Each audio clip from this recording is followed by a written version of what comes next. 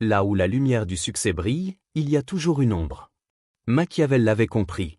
Napoléon il l'a murmuré, chaque adversité, chaque échec, porte en lui la semence d'un bénéfice équivalent.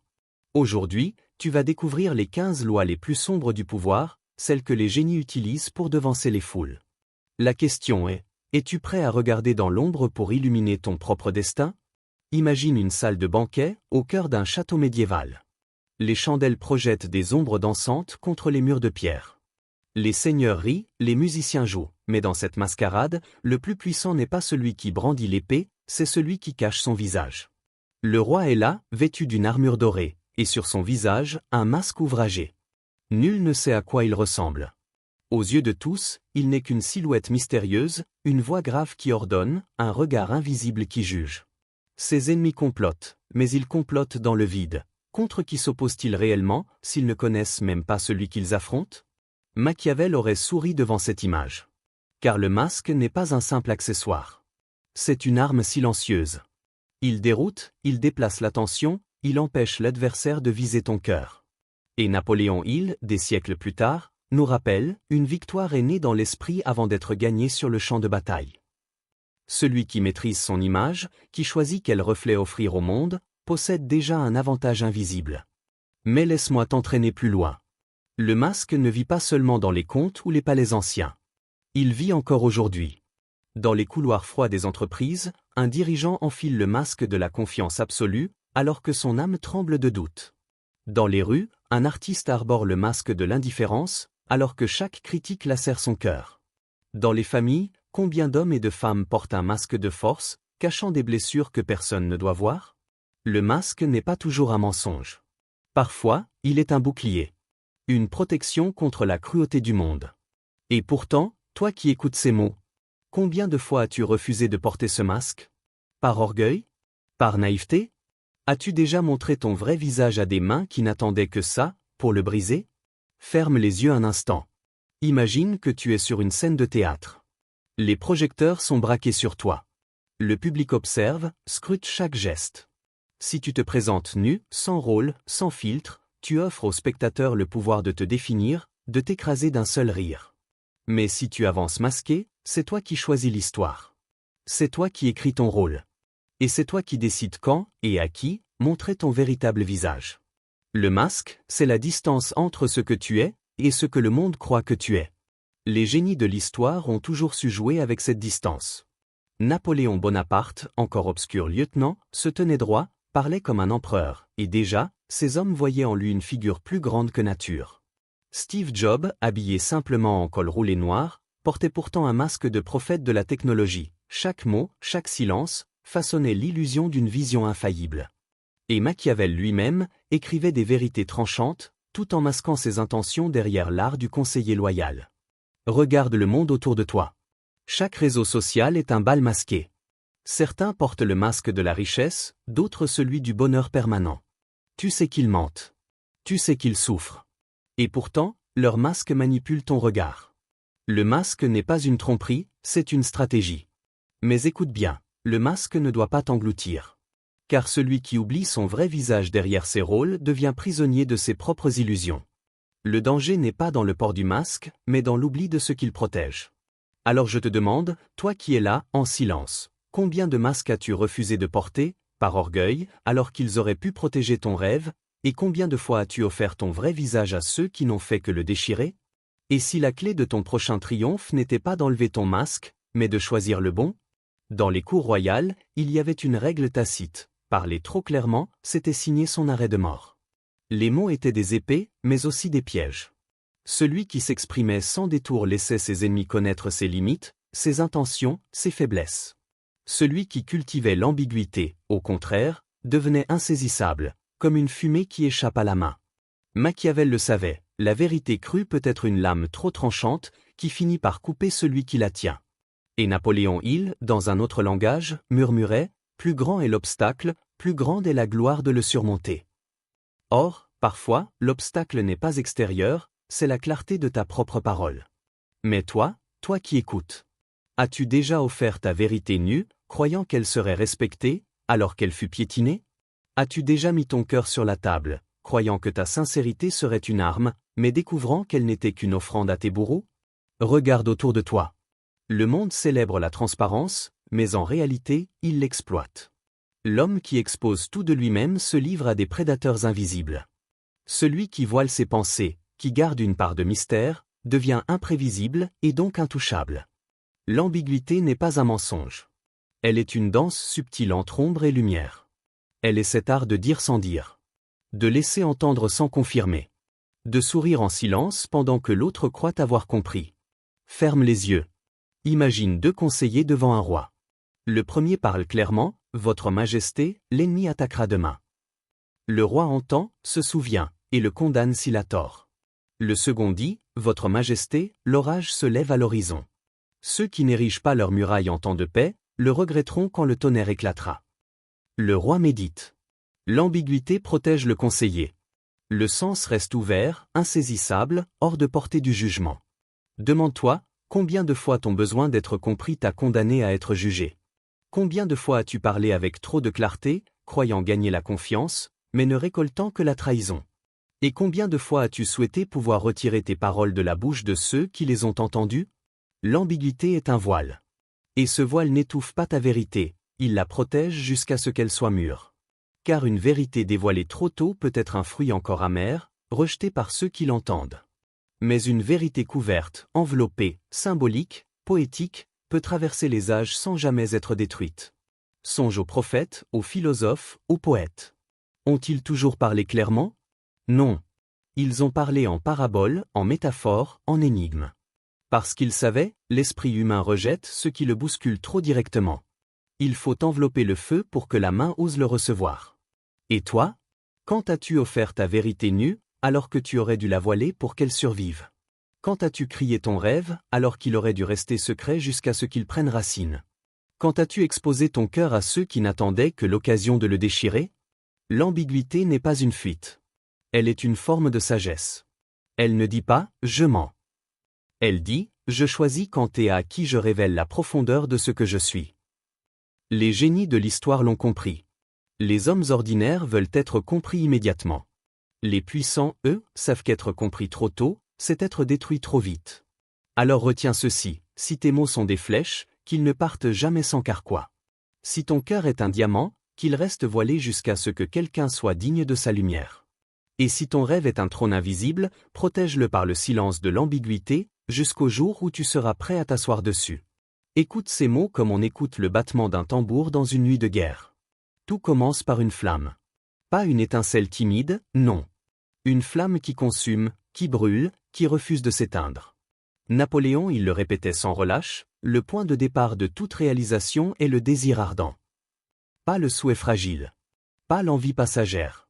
Mais le désir qui brûle comme une fièvre, qui hante tes nuits, qui fait trembler ton corps, qui t'arrache au sommeil pour t'ordonner d'agir. Alexandre le Grand en était l'incarnation. Dès l'enfance, il ne rêvait pas seulement de régner sur la Macédoine. Non. Son cœur battait pour un empire sans limite.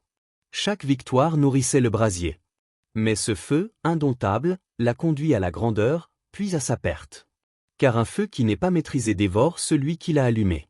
Machiavel l'avait prédit, un désir non dirigé devient une malédiction. Regarde autour de toi. Le monde est bâti par ceux qui ont embrassé ce feu. Les inventions, les révolutions, les empires, tous sont nés d'un désir qui refusait le silence. Mais combien d'hommes et de femmes se sont aussi consumés par cette même flamme? Combien se sont perdus dans l'obsession, incapables de trouver la paix une fois l'objet de leur désir atteint? Et toi? Quel est le feu qui brûle dans ton ventre? Est-ce la gloire? L'amour? La liberté? La richesse? Ou bien quelque chose de plus profond, de plus mystérieux, que tu n'oses même pas nommer? Ressens-le. Ce feu, tu le connais déjà. C'est cette étincelle qui te réveille à 3 heures du matin avec des idées que tu n'as pas la force d'éteindre. C'est cette douleur douce, ce manque, cette tension intérieure qui ne s'apaise jamais tant que tu n'as pas avancé vers ce que ton âme réclame. Mais prends garde. Car ce feu peut être ton esclave ou ton maître. Quand tu le domines, il devient ton moteur, ton énergie, ton arme invincible. Quand il te domine, il devient ton tyran, ton poison, ton bourreau. Combien de grands hommes ont vu leur flamme devenir un incendie qui les consumait? Regarde César, qui n'a jamais pu s'arrêter tant que Rome n'était pas agenouillée devant lui. Regarde Napoléon, qui portait le monde entier dans ses batailles, jusqu'à ce que l'Europe entière se ligue contre lui. Regarde les entrepreneurs modernes, millionnaires avant 30 ans, mais détruits intérieurement parce qu'ils n'ont jamais appris à canaliser leurs désirs. Alors demande-toi, index revers pointant vers la droite blanc, ton désir est-il ton esclave, ou es-tu devenu l'esclave de ton désir? Imagine un instant ton existence sans ce feu. Une vie tiède. Sans passion. Sans risque. Sans intensité. Est-ce vraiment ce que tu veux? Un feu mal dirigé est dangereux, mais l'absence de feu est une mort invisible. Tu dois donc apprendre à gouverner ce brasier. Comment? En lui donnant une forme. Une direction. Un but supérieur. Napoléon il le disait, le désir ardent doit s'accompagner d'un plan précis, soutenu par une foi inébranlable. Sans plan, ton feu se disperse. Avec un plan, ton feu devient une arme de guerre. Visualise ce que tu veux. Pas vaguement. Pas dans les brumes. Mais avec une clarté brutale. Écris-le. Respire-le. Rêve-le. Répète-le. Que chaque cellule de ton être le réclame. Car le désir seul ne suffit pas. C'est un feu sans cheminée. C'est la maison qui brûle. Mais le désir dirigé, canalisé, organisé, c'est la forge du destin. Alors regarde à l'intérieur de toi. Ce feu que tu portes n'attend qu'une chose, que tu décides s'il sera ton allié ou ton ennemi. Vas-tu le laisser te consumer, ou vas-tu l'utiliser pour consumer les obstacles sur ton chemin? Vas-tu vivre comme une braise mourante, ou embraser le monde avec la flamme de ton âme? Écoute. Le désert est silencieux. Le sable brûle. Le soleil écrase toute vie. Et pourtant, sous la surface immobile, une créature attend. Un serpent, tapi, parfaitement immobile. Ses muscles sont tendus, son souffle presque absent. Il peut rester ainsi 1 heure, 2 heures, un jour entier s'il le faut. Puis, dans un éclat, il frappe. 1 seconde, un éclair, et la proie tombe. Voilà l'art de la patience empoisonnée. Ne pas se précipiter. Ne pas forcer. Attendre que le monde fasse un pas de trop, que l'adversaire ouvre la brèche, que la proie baisse sa garde. Napoléon il murmurait une vérité simple mais terrible. La patience, la persistance et la sueur constituent une combinaison imbattable pour réussir. Mais comprends bien, la patience dont il parlait n'était pas une simple vertu douce, un sourire calme devant l'épreuve. Non. C'était une arme. Une stratégie. Une discipline glaciale. Machiavel aurait dit, ce n'est pas celui qui frappe fort qui gagne, mais celui qui choisit le moment où il frappe. Regarde les génies du pouvoir. Ils ne s'agitent pas comme la foule. Ils observent. Ils attendent. Ils laissent les autres se fatiguer dans leur impatience. César savait attendre le moment exact où ses ennemis seraient divisés avant de lancer son armée. Gandhi attendit des décennies pour user un empire qui semblait invincible, jusqu'à ce qu'il s'effondre sans une bataille. Et même dans la nature, le chasseur qui court trop vite effraie sa proie. Mais celui qui attend, celui-là n'échoue jamais. Et toi? Index revers pointant vers la droite blanc, es-tu prêt à attendre, même si ton âme brûle d'impatience? Index revers pointant vers la droite blanc, es-tu capable de retenir ton geste, ton mot, ton choix, jusqu'à ce que le monde te donne l'ouverture parfaite? La vérité, c'est que nous vivons dans un monde d'urgence. Tout le monde court. Tout le monde veut tout, tout de suite. Succès instantané. Récompense immédiate. Mais les véritables victoires ne se cueillent pas comme des fleurs pressées. Elles se cultivent comme des arbres. Elles demandent des racines profondes, invisibles, silencieuses. Un serpent ne frappe jamais sans raison. Il attend la faiblesse. Il attend le moment où 1 seconde suffit pour accomplir ce que des heures de lutte n'auraient pas permis. Et toi, combien de fois as-tu échoué simplement parce que tu n'as pas attendu assez longtemps? Parce que tu as agi avant que la porte s'ouvre? Parce que ton impatience t'a coûté ce que ta patience aurait garanti? Il y a un poison dans la patience, oui. C'est vrai. Car attendre demande un sacrifice invisible, brûler à l'intérieur sans montrer ta flamme. Supporter les rires de ceux qui croient que tu es inactif. Encaisser les critiques de ceux qui disent que tu dors, alors qu'en réalité, tu t'armes. Écoute encore. La patience empoisonnée, ce n'est pas la passivité. C'est l'art de concentrer ton venin. De garder ton énergie en silence. D'avancer sans montrer que tu avances. D'attendre le moment où chaque seconde de ton attente se transforme en une victoire instantanée. Napoléon il le savait. Il disait que la majorité abandonne juste avant le moment de bascule. Juste avant que la chance tourne, que la graine perce la terre, que l'effort invisible devienne visible. Mais le patient, Lui, ne lâche pas. Imagine-toi comme ce serpent. Tu attends. Ton esprit est calme. Tu observes. Tu retiens tes forces. Les autres courent, se dispersent, se consument. Toi, tu restes. Tu ne faiblis pas. Et quand le moment viendra, tu frapperas. Alors je te repose la question, et laisse-la résonner dans ton silence intérieur. Es-tu prêt à attendre, même si ton âme brûle d'impatience? Peux-tu contenir ton feu assez longtemps pour qu'il devienne une explosion dirigée, et non une flamme qui se perd dans le vent? As-tu le courage d'endurer le poison de l'attente, pour récolter le miel de la victoire? Il y a dans l'univers une loi silencieuse que peu osent contempler. La lumière n'existe que parce que l'ombre lui donne un contour. Regarde une bougie dans l'obscurité. Sa flamme fragile éclaire la pièce, mais plus elle brille, plus l'ombre se dessine autour d'elle. C'est le paradoxe éternel. Là où il y a clarté, il y a obscurité. Là où il y a pureté, il y a ruse. Machiavel l'avait formulé dans une phrase acérée. Un prince doit être à la fois le lion et le renard. Le lion, majestueux, éclatant, symbole de la force visible, qui rassure ses alliés et terrifie ses ennemis. Et le renard, discret, rusé, qui avance masqué dans les broussailles, invisible mais toujours présent. Napoléon Hill, dans un autre langage, complétait cette vision: l'esprit humain peut concevoir et croire, il peut accomplir. Mais pour accomplir, l'esprit doit naviguer entre ces deux pôles, la lumière de la conviction et l'ombre de la stratégie. Ferme les yeux. Imagine une route dans la nuit. Tu avances avec une lampe à la main. La lumière éclaire ton chemin, mais elle attire aussi les regards. Si tu veux être vu, tu lèves la lampe haut. Si tu veux disparaître, tu caches la flamme sous ton manteau. Ainsi va la vie. Parfois, tu dois briller sans retenue, parfois tu dois te dissimuler. Regarde l'histoire. Les prophètes, les sages, les poètes ont souvent été des flammes. Ils ont éclairé des générations, au prix de leur vie parfois. Leur lumière pure a révélé l'obscurité des puissants. Mais d'autres, les stratèges, les diplomates, les bâtisseurs d'empires, ont su jouer avec l'ombre. Ils ont caché leurs intentions, maquillé leurs désirs, voilé leur vérité, pour qu'au moment venu, leur lumière soit irrésistible. Et toi? Index revers pointant vers la droite blanc, sais-tu quand briller et quand te cacher? Peut-être que dans ta vie, il y a eu des instants où tu as trop montré ta lumière. Tu as parlé trop tôt, révélé ton rêve trop vite, partagé ta vision avec des oreilles qui n'étaient pas prêtes. Et alors, ta flamme a été soufflée par le vent des critiques, des jalousies, des incompréhensions. Ou peut-être l'inverse. Peut-être que tu t'es trop dissimulé. Que ton ombre a englouti ta propre lumière. Que tu as joué petit, silencieux, alors que ton âme brûlait de se révéler.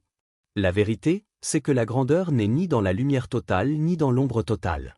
Elle est dans la danse entre les deux. Un maître du pouvoir sait s'illuminer quand il doit inspirer, et s'assombrir quand il doit protéger. Un maître de soi-même sait dire la vérité quand elle est une arme, et se taire quand elle deviendrait un fardeau. La bougie n'a pas peur de brûler. Mais elle sait qu'un souffle trop fort peut l'éteindre. Ainsi, elle apprend à vaciller doucement, à danser avec l'air, sans jamais se rompre. Napoléon, il parlait du pouvoir de la croyance. Mais cette croyance doit être double, croire en ta lumière, et croire en ton ombre. Car ton ombre n'est pas ton ennemi. Elle est ta gardienne. Elle est ce qui empêche le monde de tout voir de toi trop tôt. Alors, contemple-toi. Imagine ton âme comme une pièce au volet mi-ouvert. Une partie est baignée de lumière, une autre est cachée dans l'obscurité. Les deux sont toi. Les deux te protègent. Les deux te nourrissent. Sais-tu quand être le lion qui rugit en plein jour, et quand être le renard qui se faufile dans la nuit? Sais-tu quand brandir ta vérité comme une torche, et quand la protéger comme une braise sous la cendre? As-tu le courage de briller, et l'humilité de disparaître? Car au fond, la lumière n'est pas là pour effacer l'ombre. Elle est là pour la traverser. Et l'ombre, en retour, donne à la lumière toute sa valeur. Il existe une vérité que peu osent affronter. La plupart des hommes ne pensent pas, ils laissent leurs pensées les penser. Les idées surgissent, se bousculent, s'entrechoquent, et l'esprit devient un marché bruyant où chaque voix réclame son dû. Résultat, confusion, dispersion, épuisement. Napoléon, il nous a laissé une phrase clé, presque une équation: la pensée organisée est la base de toute richesse. Et Machiavel, des siècles avant lui, constatait que les royaumes ne s'effondraient pas d'abord sous les coups des ennemis, mais par le désordre intérieur, les luttes intestines, le chaos invisible. Ton esprit, écoute bien, est un royaume. Il a des murailles, des portes, des gardes, des trésors. Mais si tu laisses entrer chaque mendiant, chaque voleur, chaque cri de la foule, alors ce royaume ne vaut rien. Il devient une place publique. Et une place publique ne fait jamais un empire. Alors pose-toi cette question simple, mais brûlante. Index revers pointant vers la droite blanc, ton esprit est-il un royaume organisé ou une foule en désordre? Regarde ta vie. Regarde ta manière de penser. As-tu un but clair, précis, écrit, qui guide tes journées comme une étoile dans la nuit? Ou bien passes-tu d'une idée à une autre, d'un rêve à un autre, emporté par les vents du hasard, sans jamais bâtir de fondation solide? L'histoire nous enseigne que les génies du pouvoir ont toujours possédé un esprit organisé. Léonard de Vinci noircissait des carnets, traçant chaque idée, chaque vision, chaque machine. Son génie n'était pas dans la quantité de ses pensées, mais dans sa manière de les capturer, de les structurer, de leur donner une forme. Napoléon Bonaparte pouvait, dit-on, se souvenir de milliers de noms, de positions militaires, de détails infimes, mais surtout, il les rangeait dans son esprit comme dans une bibliothèque vivante. Chaque chose avait sa place. Steve Jobs, dans l'ère moderne, avait compris que la simplicité est la forme suprême de l'organisation. Son esprit rejetait le superflu, pour ne garder que l'essentiel. Et toi? Ton esprit est-il une bibliothèque ou une poubelle? Car la vérité est brutale. Tu ne peux pas créer une grande œuvre, bâtir un empire, ou transformer ta vie avec un esprit désordonné. La richesse, qu'elle soit matérielle ou spirituelle, n'est jamais le fruit du hasard. Elle est le produit d'une pensée concentrée, disciplinée, hiérarchisée. Demande-toi, que vaut une armée sans général? Des soldats dispersés, perdus, qui se battent entre eux. Et que vaut une pensée sans organisation? Des idées dispersées, qui s'annulent, qui se détruisent mutuellement. Mais quand une armée reçoit des ordres clairs, elle devient invincible. Et quand tes pensées reçoivent une direction, elles deviennent une force irrésistible. Alors, comment organiser ton esprit? Écris. Ce que tu n'écris pas s'évapore. Chaque idée doit être capturée et rangée. Hiérarchise. Tout n'a pas la même importance. Certaines pensées sont des perles, d'autres des cailloux. Sais-tu les distinguer? Focalise. Choisis une bataille à la fois. Le lion ne chasse pas deux proies en même temps. Répète. La répétition transforme une pensée fragile en conviction indestructible. C'est cela, la véritable richesse. Non pas accumuler de l'argent, mais posséder une pensée si claire, si structurée, que le monde n'a d'autre choix que de plier devant elle. Souviens-toi, une armée intérieure bien disciplinée conquiert toujours une foule intérieure désordonnée. Ton esprit est-il ce royaume organisé, où chaque pensée sert ton trône? Ou n'est-il qu'une foire chaotique, où tes rêves se perdent dans le vacarme? Et si ton plus grand obstacle n'était pas le monde extérieur, mais l'anarchie silencieuse de ton propre esprit? La scène s'ouvre à Rome. La foule acclame, les trompettes résonnent. Jules César, auréolé de gloire, revient victorieux de ses campagnes. Il croit tenir le monde dans sa main. Ses armées sont fidèles. Ses ennemis sont réduits au silence. Il est l'homme le plus puissant de la République. Mais ce qu'il ignore, c'est que le poignard n'est pas dans la main de ses ennemis. Il est dans la main de son ami. Brutus. Celui qu'il aimait, celui en qui il croyait, celui qu'il pensait contrôlé par l'affection et la loyauté. Et dans un instant de tragédie éternelle, l'illusion du contrôle s'effondre. Tu coques, Philimi? Toi aussi, mon fils? Le maître du monde meurt non pas par l'épée des barbares, mais par la main invisible de l'attachement. C'est cela, l'illusion du contrôle. Tu crois tenir les fils. Tu crois diriger. Mais parfois, ce sont ces mêmes fils qui enserrent tes poignets. Machiavel le savait, aucun prince ne contrôle totalement ses hommes. Il n'a que des leviers temporaires, fragiles, instables. La loyauté, l'amour, la peur, tout peut se briser. Et Napoléon Hill, dans une autre langue, avertissait, l'homme qui croit maîtriser son environnement sans maîtriser ses pensées est déjà vaincu. Regarde autour de toi. Dans ton travail, dans tes relations, dans ta famille. Combien de fois as-tu cru être le maître de la situation, alors qu'en réalité, c'était une autre main, discrète, invisible, qui dirigeait ton choix? Un mot doux qui influence ton humeur. Une peur enfouie qui dicte tes décisions. Un regard que tu redoutes, et qui t'empêche d'agir comme tu le voudrais. L'illusion du contrôle est subtile. César croyait contrôler Brutus. Mais Brutus contrôlait César par sa proximité, par sa place dans son cœur. Et toi, qui est ton Brutus? Index revers pointant vers la droite blanc qui autour de toi détient un pouvoir invisible sur tes choix? Car le pouvoir le plus dangereux n'est pas celui qu'on brandit, mais celui qu'on exerce sans bruit. Un roi sur son trône croit dominer, mais parfois, c'est le conseiller qui murmure à son oreille qui dirige tout un empire. Un dirigeant croit tenir ses employés, mais c'est son besoin de reconnaissance qui le rend prisonnier de leur regard. Un amoureux croit posséder l'autre, mais c'est son propre attachement qui l'a transformé en esclave invisible. Et toi, spectateur silencieux, pense. Quels sont les fils qui t'attachent? Qui les tient? La peur de décevoir? L'envie d'être accepté? Le besoin de reconnaissance? Ne crois pas que tu es libre si tu n'as jamais identifié ton Brutus intérieur. L'illusion du contrôle n'est pas qu'une tragédie antique.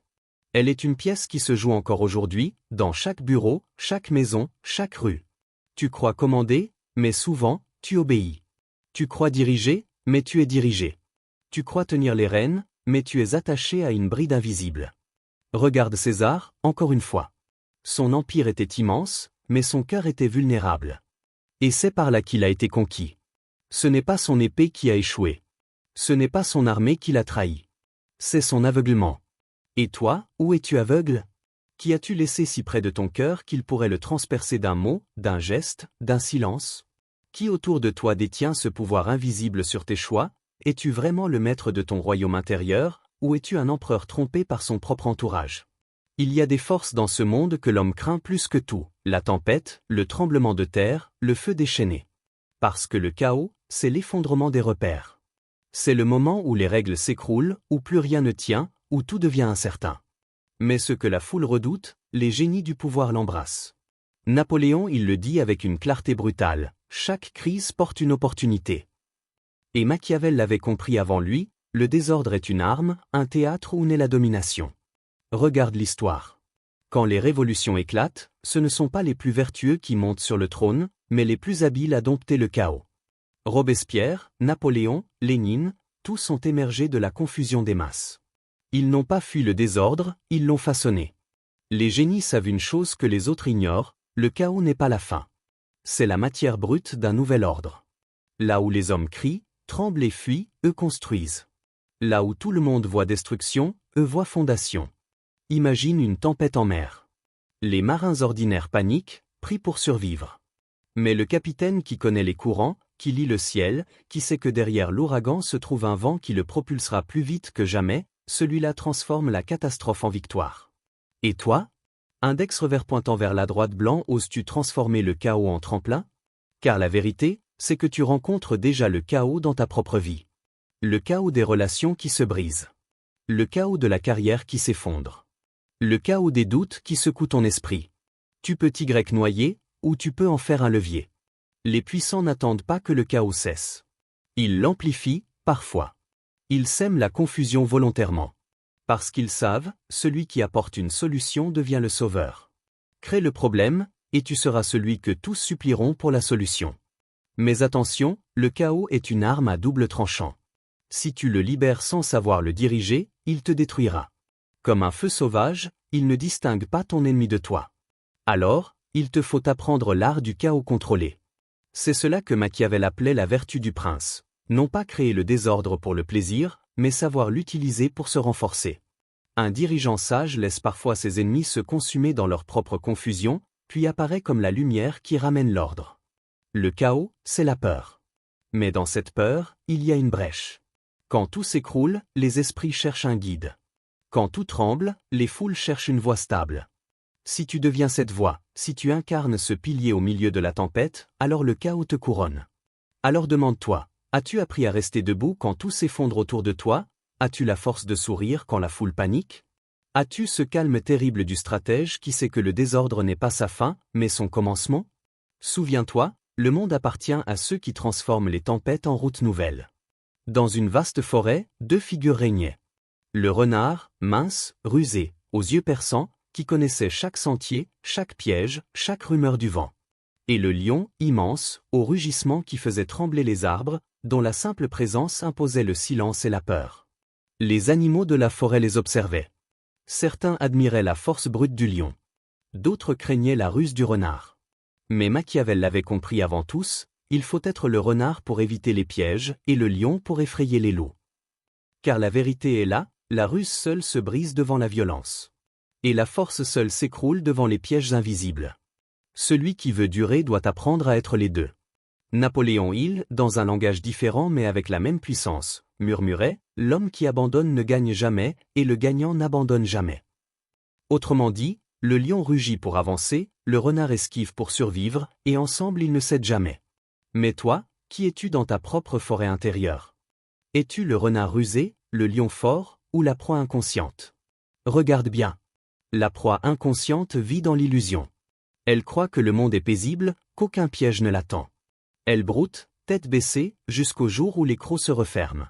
C'est l'homme qui vit sans vigilance, qui offre ses rêves aux moqueries, son temps aux distractions, sa vie aux mains des autres. Le renard, lui, survit là où tout se perd. Il sent l'odeur du piège avant même de le voir. Il connaît l'art de disparaître dans l'ombre, d'éviter les coups, de ruser avec les règles. Mais s'il n'est que renard, il ne régnera jamais. Sa vie entière sera fuite et esquive. Le lion, lui, incarne la force. Quand il marche, les loups s'écartent. Quand il rugit, la forêt s'incline. Mais s'il n'est que lion, il finira pris au piège. Sa puissance l'aveugle. Sa force le trompe. Et un filet bien tendu peut arrêter même le plus terrible des rugissements. C'est pour cela que Machiavel exigeait l'union des deux, la ruse du renard, la force du lion. Un homme qui n'est qu'intelligence sans courage devient spectateur. Un homme qui n'est que courage sans intelligence devient victime. Mais l'homme qui marie ruse et force devient souverain. Regarde l'histoire. César savait séduire par des mots subtils comme le renard, puis conquérir par l'épée comme le lion. Churchill usait de ruses diplomatiques dans les coulisses, mais devant son peuple, il rugissait avec une force implacable. Même dans les affaires modernes, les grands leaders manient l'ombre et la lumière, stratège froid en coulisses, figure charismatique en public. Et toi, encore une fois, qui es-tu? Le renard qui échappe, mais qui n'ose jamais attaquer? Le lion qui impressionne, mais qui se fait prendre dans ses propres certitudes? Ou la proie inconsciente, offerte aux deux? Imagine maintenant que tu portes les deux peaux. Le matin, tu es le renard, qui anticipe, qui calcule, qui observe. Le soir, tu es le lion, qui affirme, qui frappe, qui impose. Alors, tu deviens intouchable. Car ni le piège, ni l'ennemi ne peuvent t'arrêter. Napoléon, il avait raison, le gagnant est celui qui ne cède jamais. Mais pour ne jamais céder, il faut savoir quand esquiver et quand rugir. Quand se taire et quand frapper. Quand disparaître et quand se montrer. La forêt de ta vie est remplie de pièges et de loups. Tu ne peux pas y survivre par la naïveté. Tu ne peux pas y régner par la force brute. Tu dois être deux en un, rusé et fort, souple et implacable, ombre et tonnerre. Alors, dis-moi, dans la grande fable de ta vie, es-tu le renard, le lion ou la proie, et si tu osais devenir les deux à la fois? Ces 15 lois ne sont pas des règles pour dominer, mais des miroirs pour comprendre. Celui qui sait les voir, sait aussi s'en libérer. Lequel de ces principes va devenir ton arme, et lequel ton piège?